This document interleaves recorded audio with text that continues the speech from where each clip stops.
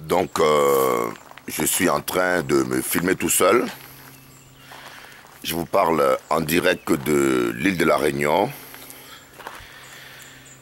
Voilà, je vais passer une semaine ici extraordinaire. Une semaine de gloire, de victoire. Nous avons pu expérimenter de miracles, de guérisons. Vraiment, l'île de la Réunion est très merveilleuse. Les gens sont très gentils, très accueillants.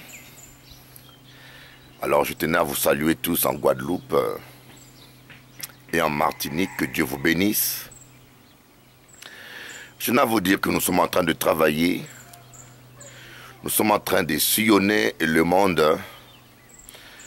Et j'ai décidé de laisser les canards dans la canaille. Et je me suis dit, je prends mon envol comme un aigle. Je ne vais pas me cantonner à rester dans des coins pour me disputer les bouts de terre avec les canards. Je dis, un aigle monte haut dans la présence de Dieu. Nous avons des âmes à gagner, il y a du travail à faire dans le monde. Il y a des églises à fortifier, il y a des brebis à sauver. Voilà un peu la vision que Dieu m'a donnée. Quant à ceux qui ont trouvé que leur ministère, c'est la vol des brebis, les pillages, les manipulations, c'est leur choix. Qu'ils fassent ce qu'ils veulent faire. Mais chacun rendra compte à Dieu de son ministère. Et ce que je peux dire actuellement, que je suis en réunion, ce que j'aimerais dire aux Guadeloupéens, aux Martiniquais, à mes fidèles de Paris, Jésus revient bientôt, ne perdons pas le temps avec des histoires. Rappelez-vous que les grands miracles dans une maison se passent toujours dans la chambre haute. Je vais répéter cela. Rappelez-vous toujours que les grands miracles, la gloire de Dieu se passe toujours dans la chambre haute.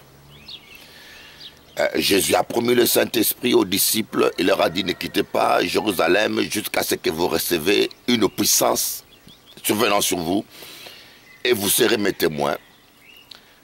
Les disciples ont prié pendant 50 jours avant la Pentecôte, mais ils ont prié dans la chambre haute, pas dans la chambre basse.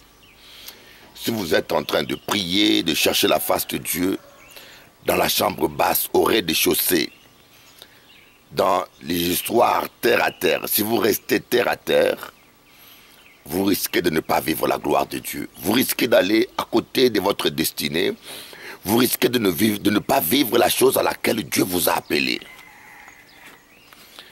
Voilà pourquoi je voulais vraiment vous expliquer ces choses. Que vous puissiez vous décider et comprendre qu'il ne suffit pas seulement de prier, mais il faut prendre une décision ferme pour dire les histoires basses, c'est fini.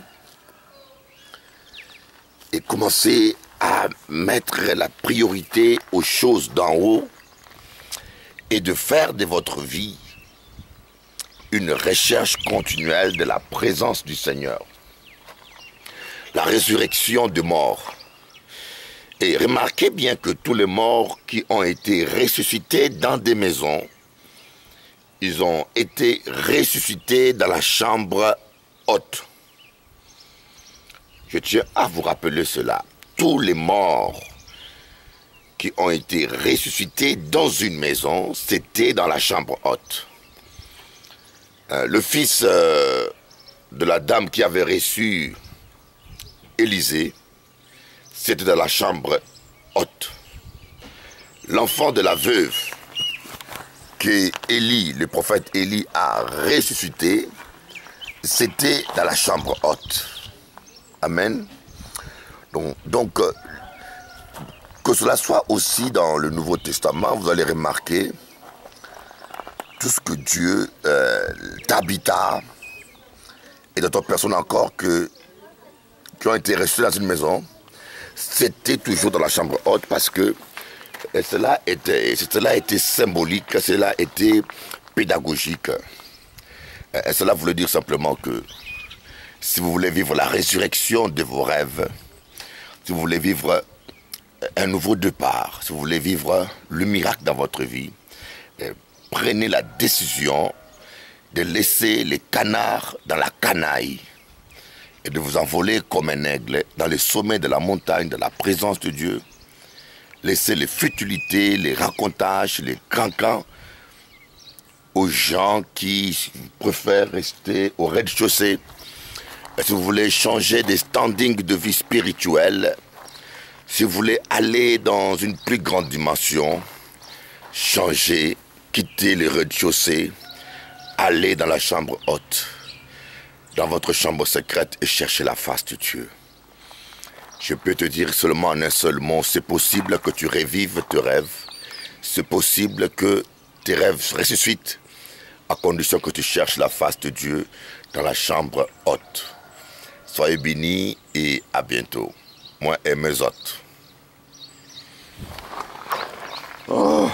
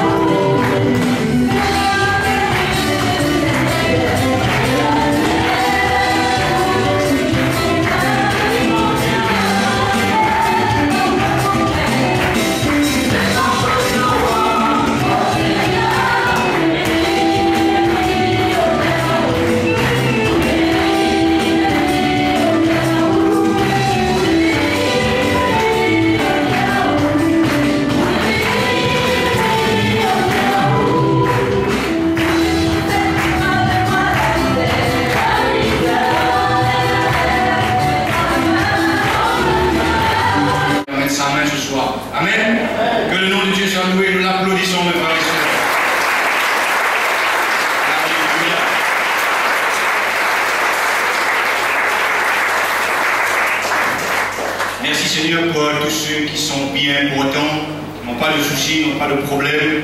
Alors, et il y en a d'autres qui ont besoin de nos prières, mes frères et sœurs. Comme chaque fois nous faisons dans ce lieu, nous prions pour ces bien-aimés qui donnent leur nom et qui nous demandent de prier pour eux. Sœur Raymond, M. Gobindem, la famille Le Bihan, Marjorie, pour Fabien, pour René, pour Jonathan, pour Nachim. Alors nous allons prier pour ces bien-aimés. Si vous connaissez quelqu'un, un membre de votre famille qui a besoin vraiment de la grâce, de toucher de Dieu, alors prononcez son nom, citez son nom devant le Seigneur. Le Seigneur est bon et il entend nos prières, mes frères et sœurs, et il va intervenir également dans la vie de ceux qui ne sont pas présents ici ce soir. Amen. Alors prions ensemble, mes frères et sœurs. Élevez vos voix et priez. Alléluia. Seigneur, je te rends grâce, je te loue, je te bénis, papa. Dans le nom de ton Fils Jésus, je te loue. Je te tiens un grand merci, Seigneur, pour Seigneur, ces bien-aimés que nous avons cités, Seigneur. Pour Raymond, Seigneur, que la gloire de Dieu, Seigneur, ta main puissante sur sa vie, Seigneur. Pour M. Gouvernement, Seigneur, pour la famille de bien, pour Fabien, pour René, pour Jonathan, Seigneur, pour tous ceux, Seigneur, qui, Seigneur, attendent, Seigneur, vraiment, Seigneur, un miracle dans leur vie, Seigneur. Peut-être que nous ne les connaissons pas, mais toi, tu les connais, Père, dans le nom de Jésus. Alors interviens, Seigneur, dans leur vie, Seigneur. Seigneur, nous croyons, Seigneur, que ce soir, nous allons voir, Seigneur, ton miracle, Seigneur, à l'œuvre de cette salle, Seigneur, et même au-delà, Seigneur, de cette salle, Seigneur, que nous prions, Seigneur, Dieu de puissance, pour toi, il n'y a pas de distance, Seigneur. Seigneur, nous prions, Seigneur, et nous confessons, Seigneur, que ces bien-aimés, Seigneur, vont être touchés, Seigneur, et sont touchés à l'instant même au nom puissant de Jésus. Amen. Alléluia, que le nom de Dieu soit loué, mes frères et sœurs.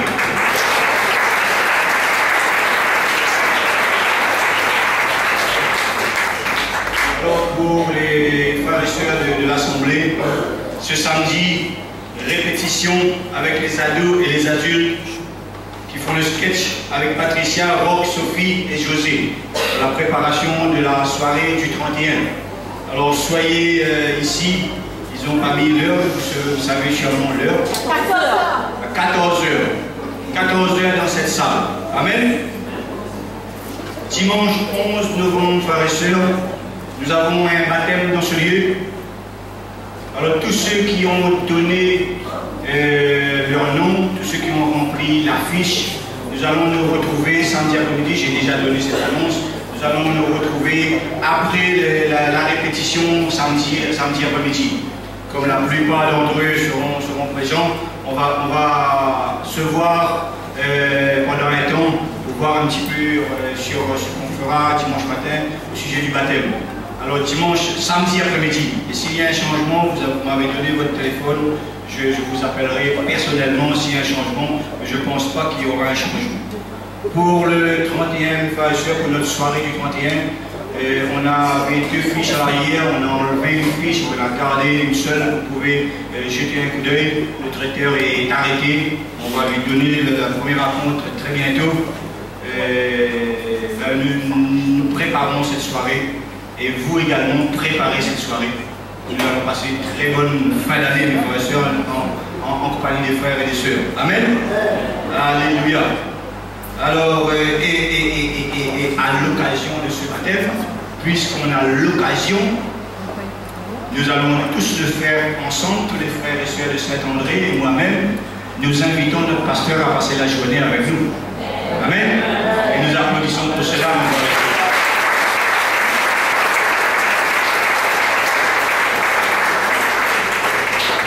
Le pasteur et son épouse, nous serons ravis de les avoir avec nous ce dimanche, si bien sûr cela est possible.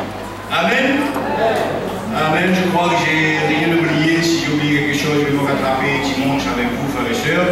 Je vais laisser le micro au pasteur Chanto et il aura le plaisir de vous présenter le bishop Élie lui-même. Amen. Nous allons appeler sur le pasteur.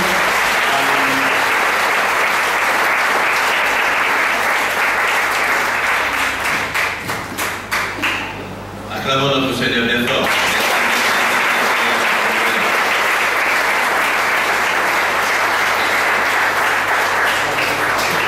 Cette année, nous sommes venus pour recevoir de Dieu. Recevoir de Dieu, ça veut dire être béni. Béni par le Seigneur, à travers les ministères. Ce soir, ce sera à travers Bishop Élie. Dans la maison du Seigneur, il y a des principes que nous devons connaître. Amen. avant de faire le service des offrandes, je vais lire pour vous un petit texte. Laissez-moi lire pour vous, bien sûr.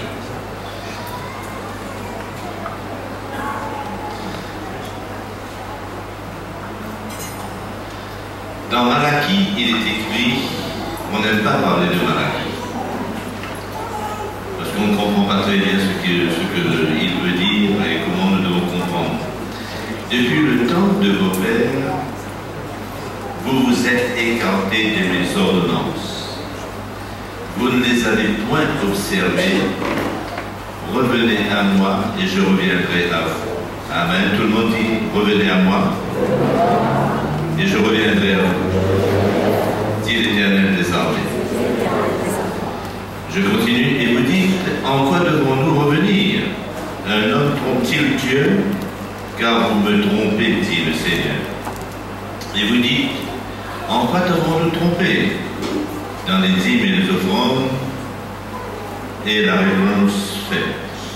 Vous êtes frappés par la malédiction, vous me trompez, la nation tout entière. Apportez à la maison du trésor toutes les dîmes, afin qu'il y ait de la nourriture dans ma maison. Les gens disent, afin qu'il y ait de la nourriture dans ma maison. Afin qu'il y ait de la nourriture dans ma maison. Que dit le Seigneur? Apportez à la maison du trésor toutes les dîmes, afin qu'il y ait de la nourriture dans ma maison.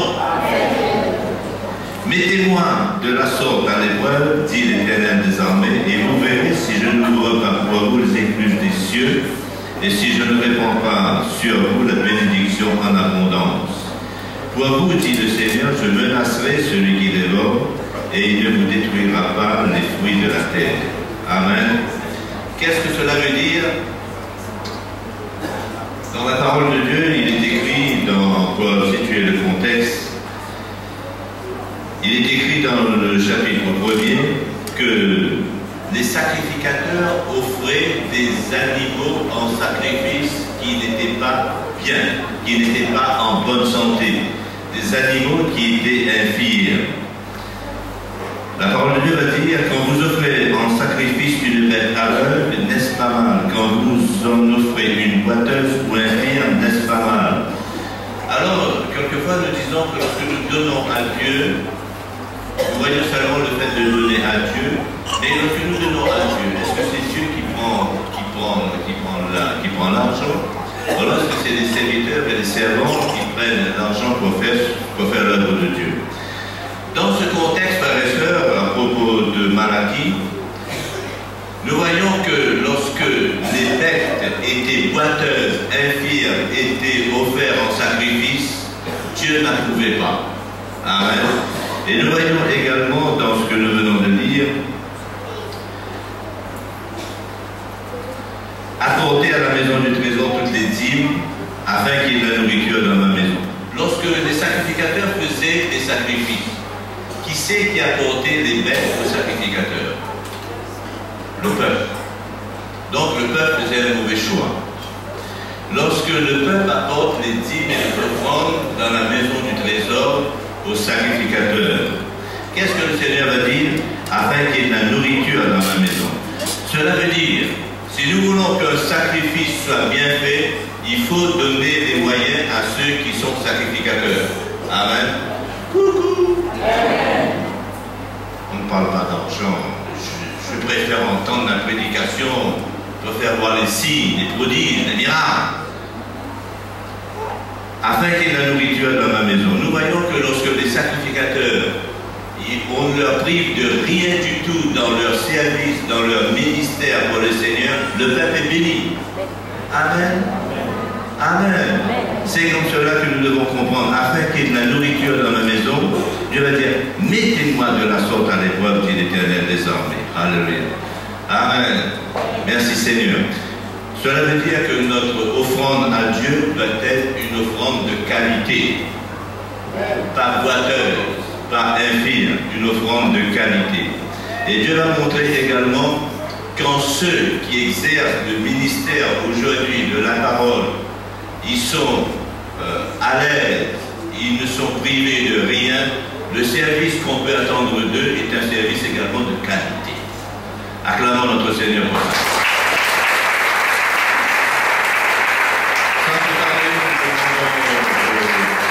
Vous pouvez poser de passer avec le panier, s'il vous plaît. Merci, merci. Mon frère Bishop, c'est bizarre. Quand on demande aux gens de venir pour recevoir le miracle, les gens courent.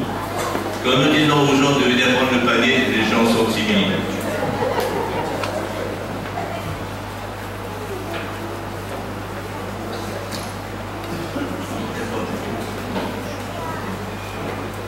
Alléluia, alléluia, alléluia. Merci Seigneur. Et comme nous n'allons pas pleurer pendant ce service, nous allons chanter. Amen. Alléluia.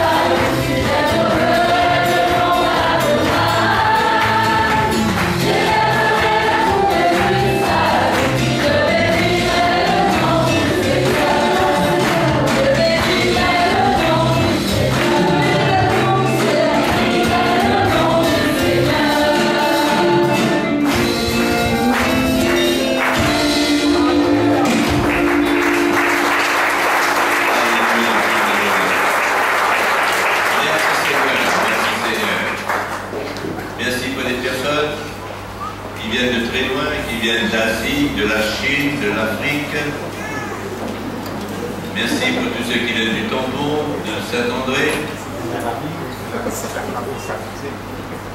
Alléluia. Permettez-moi de vous dire quelque chose.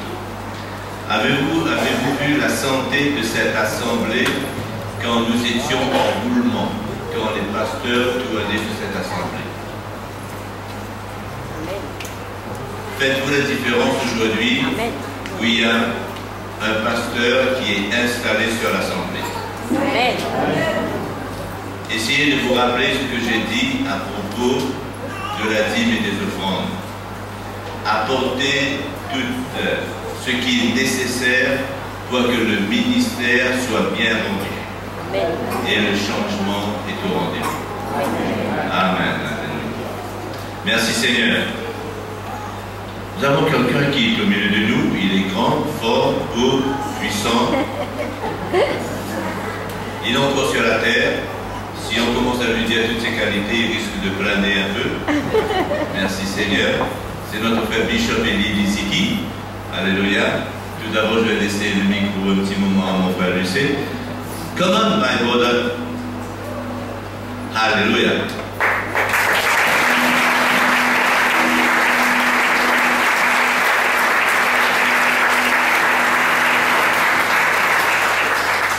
Nous avons pu apprécier son ministère, nous allons encore apprécier son ministère, qui est un ministère fort et puissant. Pourquoi son ministère est fort et puissant? Demandez-lui, je ne peux pas vous répondre. Alléluia, nous l'acclamons bien fort.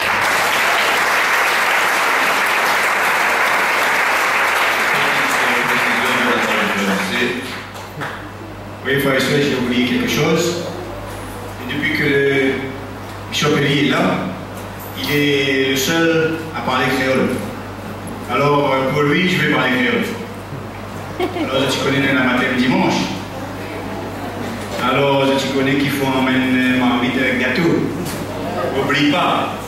Tu viens dimanche matin, tu amènes cette marmite. Et toute la bonne, il fait un gâteau et emmène, si tu connais faire gâteau. Crois-nous bien sans notre marmite. Amen. Alors, n'oublie pas, c'est tout, c'est ça, on avait oublié diazole. Alors, viens avec notre marmite. Tu as compris, Bishop? Tu as compris?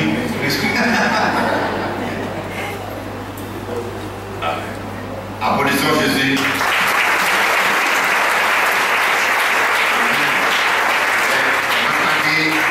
Cela n'a pas trop baissé mes bras. Alléluia. Il est bon Jésus, n'est-ce pas? Ah, vous êtes formidable. Je ne savais pas qu'il pouvait avoir autant de beaux visages concentrés comme ça. Alléluia. Tu as ton voisin.